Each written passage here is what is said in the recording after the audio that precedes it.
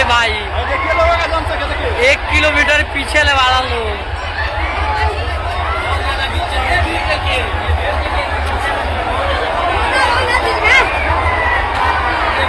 अरे बाप रे, अभी ओवर ब्रिज को पार ले लोग बा।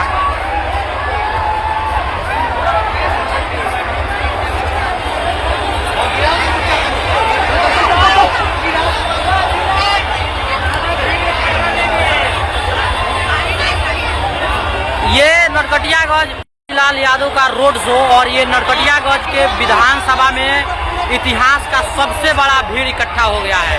आप देख सकते हैं कि ये जनसैलाब लगभग 1-1.5 किलोमीटर पीछे तक है और आगे खेसारी लाल यादव की गाड़ी चली गई है। आइए आपको दिखाते हैं। ये देखिए ये ओनर और ये लोगों का जनसैलाब आप देख सकते हैं। ये रोड शो देख सकते हैं नरकटियागंज विधानसभा का सबसे ऐतिहासिक रोड शो के रूप में।